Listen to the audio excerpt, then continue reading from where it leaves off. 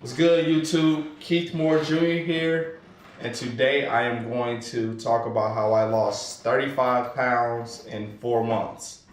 So if you're new to my channel or if you already a subscriber and you're watching this, I trained for my first men's physique show, which I competed in April 16, 2016. I got second place. One of my trophies. I had 2 trophies. I got second place in men's physique novice and open category. So it was a successful first time out. And the reason I have my phone in my hand is because during my journey, I took notes on what worked best for me when I was losing weight and dropping down my body fat percentage to get to, get stage ready. So I'm not texting or anything. These are just, I'm going to talk about 5 tips that works for me and that I would suggest for you if you're trying to lose weight. And these tips I'm giving are not in any particular order. I believe they all pretty much go hand in hand. So first tip for fat loss journey is you need a scale. I did not own a scale prior to me prepping for this show and doing this diet, but you need to get a food scale. I purchased mine from Target. I bought it back in December, so I honestly don't remember how much it cost, but I think it was around, it was between $20 and $25. So not bad, but I'm sure you can find one cheaper on Amazon. I haven't looked myself on Amazon because I already have a scale now, but I'm almost positive Amazon, has some pretty good scales on there. So the reason you should weigh everything out is because, I'll give you all an example. If say you're trying to lose weight and say after 3 weeks, you're still at the same exact weight you were when you started, then you need to make some changes to, you might not need to necessarily change what you're eating, but you might need to change how much you're eating. And you don't know how much you're eating if you're not weighing it out. For example, like chicken breasts, you can't eye that and be like, okay, this is 6 ounces of chicken breast right here. You need to weigh it out to know what you're eating, and you need to know what's working for you, especially for if, like, say a couple of years or months down the road you want to diet again. Then you already have a benchmark. You know where you need to start in order to start reaching that goal. So you need a scale. You absolutely need one, especially if you're going to do it for like a long term. Like, unless you're just trying to, okay, I'm just trying to lose weight very, very fast for this vacation, and then you come back, eat whatever, and gain the weight back. So highly recommend getting a scale. The second tip I recommend is carb cycling.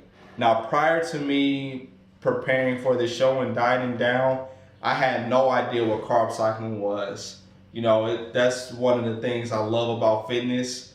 I'm always learning about new methods and things like that for weight loss or gaining weight, bulking up, as they like to say. So I'm constantly learning. Now I heard of like low carb diets and things like that, but carb cycling, basically what that is you have some days where you have low carbs, and then you have what they call a refeed day, which is a high carb day. Now for my carb cycling, I did 3 days on 60 grams of carbs, which is very, very low, and then 1 day on 250 grams of carbs, and then I repeated that cycle for 2 weeks. So, and just so you all know what I started at, in January 2nd, my weight was 185 pounds when I started to drop weight. And I will put a picture on the screen for you all now so you all can see how I looked when I first started this journey.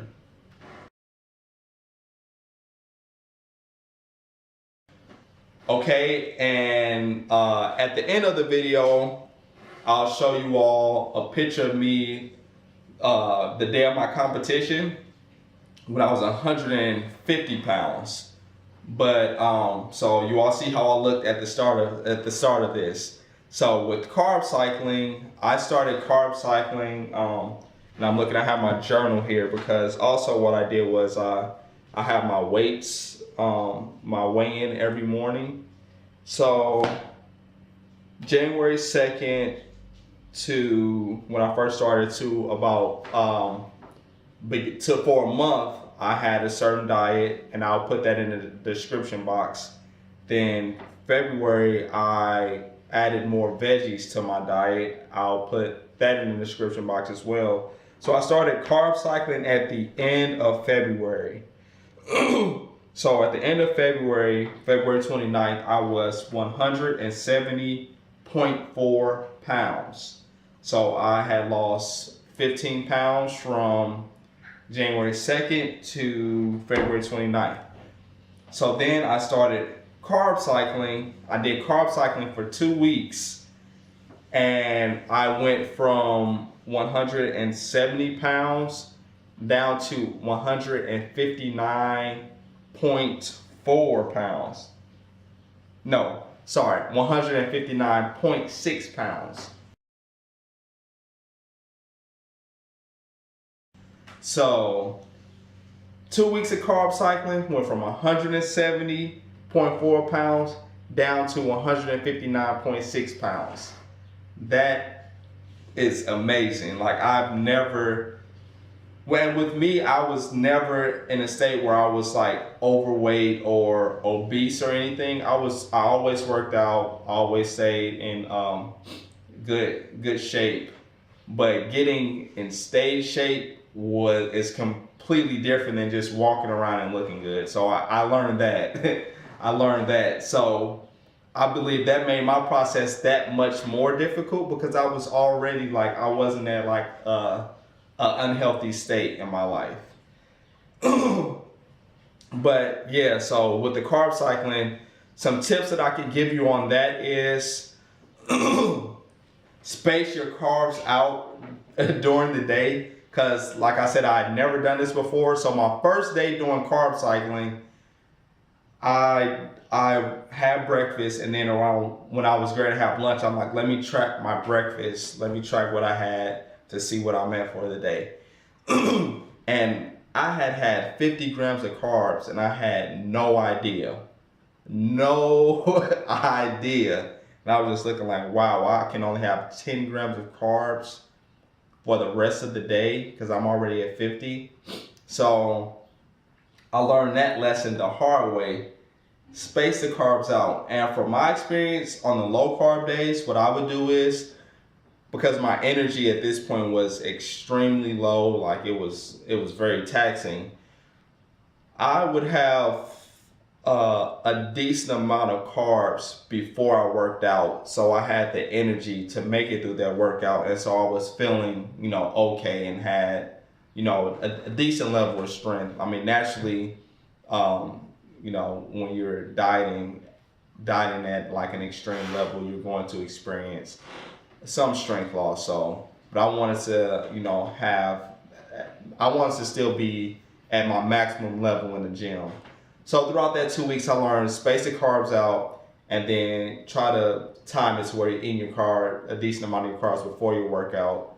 And then I would also have a decent amount after as well for, like recovery and, just depending on what time I worked out as well. Because if I was working out like super late at night, then I would not have like a meal heavy in carbs after that workout, simply because I was up early every morning and I didn't want to wake up feeling bloated or anything. So carb cycling, tip 2. So far we have wear everything out, tip 1. Carb cycling, tip 2. Tip 3, cardio.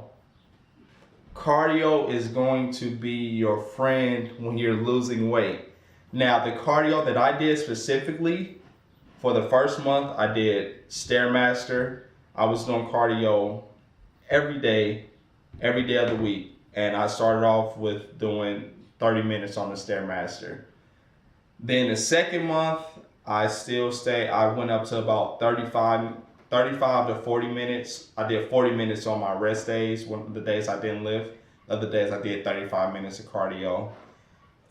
And some days, depending on how I felt or how I looked, I may bump that up to maybe 45 minutes of cardio, or I might do 2 30-minute sessions, so an hour on a day. It would just be depending on how I looked, but I made sure I got that cardio in. Because a lot of people would ask me, how do I get a six-pack? I had a couple people ask me, like, I'm trying to get a six-pack. I'm working my abs. I'm hitting my abs a lot. And what I try to explain to them is, if you have fat covering up your abs, it doesn't matter how many ab exercises you do, they are not going to show. Like, I did abs during my prep, and I'll go and say in another video because that's something I need to work on more. But I didn't do them a lot because when I was losing that weight and losing the body fat, losing the fat around my stomach, my abs, naturally start showing because it wasn't, it was no longer fat covering that up. So cardio is key. The type of cardio you do, that's dependent on you. Some people don't want to get on Stairmaster or treadmill. They would prefer to do it outside or jump rope. So like I said, first I told y'all what I did the first 2 months. The third month, my energy was so low. All right, so of course my camera died in the middle of me recording. So I just put it on the charger and we're going to continue this video. So as I was saying, I told y'all what I did the first 2 months for cardio. The third month for cardio, I switched over from Stairmaster to the elliptical, simply because like Stairmaster for me is like very draining and I would be like exhausted, and elliptical would be great cardio for me as well. But to me, in my personal opinion, I just Stairmaster, like I would just be towards the end, I would be ready to just like pass out. So I switched over to elliptical. Some days I would do treadmill, but I would say 90% of the time I did elliptical. And then for that third month, I was doing about 45 minutes of cardio a day. Some days it would be more. It just would be depending on how I look, how I felt, and what my weight was at. So with that was because I was training for a show. With someone who might be watching this, if you're not training for a show, if you're just trying to, lose weight or something, you can slowly bump that cardio up. You don't need to go like twice a day doing over an hour cardio. Like I said, I was getting stage ready. Now, if I wasn't preparing for a show, I would, knowing me myself, if my body wasn't looking the way it did, then I personally would still do extra because I know it could only benefit me. So that's what I did for cardio. Then that last month, the show was April 16th, so I would say the last 4 weeks I was doing about an hour to an hour and 15, hour 20 minutes. Some days hour and a half of cardio a day, but I would break it out into 2 like 45-minute sessions. And then if I was pressed for time, what I would do is high intensity interval training, which you might hear often, HIIT cardio. So I would get on the treadmill, I would run like a full out sprint. I would do that for 30 to 45 seconds, and then I would walk for a minute, then repeat. So I would do intervals of that, and that would be if I didn't have a lot of time, like if I couldn't do 45 minutes an hour cardio. And also what I learned is that helped accelerate my fat loss. So on days where where I'm like, I'm not gonna be ready, everybody's gonna feel like that, or I'm not where I wanna be, I would do that, and it really did help accelerate my fat loss. So that's the first 3 tips. Now I'm gonna check my notes. Let me see. I'm just telling you all so you all don't think I'm texting on camera or anything. Okay, the 4th tip I have eat clean, and drink water. The entire prep, I did not have any soda, or depending where you're from, you might call it pop. I call it soda. I didn't have any soda. Early in my prep, I would have like a Gatorade after my workout or something, but later in my prep, I cut that out as well, but Gatorade was okay. But the reason I cut it out because Gatorade was extremely high in sugars and carbs as well, if you just check out the label. So I wanted to cut that out because if I was getting my carbs from there, it would mess me up in other places. So I know right now it's very popular. IIFYM. If it fits your macros, had to think like, I'm like, did I say that right? Yeah, so I know if it fits your macros is very popular right now. Where macronutrients are fats, carbs, and proteins. And a lot of people have a specific goal that they have to hit. And then, if they're trying to gain weight, then they'll be in a surplus. If they're trying to lose weight, then they'll be in a caloric deficit. So for me, for this show, I did have someone coaching me and helping me. He was a bodybuilder in St. Louis. Now, he didn't charge me or anything, so it wasn't like, okay, you have to do this, you have to do this. It was more so dependent on me and my dog is going crazy. I don't even know why she's in here. So, I'll put her in the room, but anyway, back to what I was saying is with my coach, the guy who was helping me, I didn't have to pay him or anything, so it wasn't like I would be checking in with him daily or having to see him pictures daily.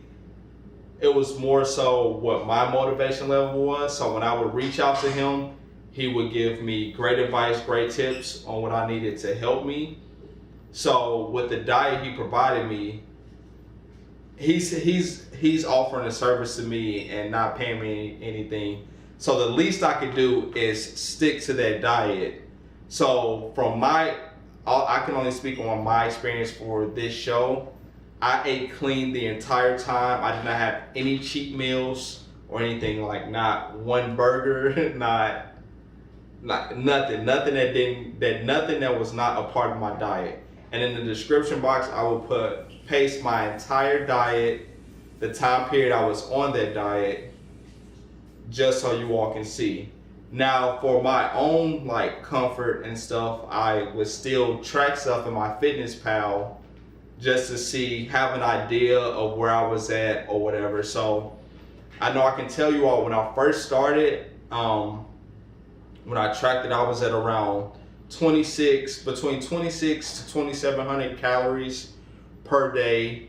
My carbs for that first month were about between 250 and 270 grams of carbs, depending on the day.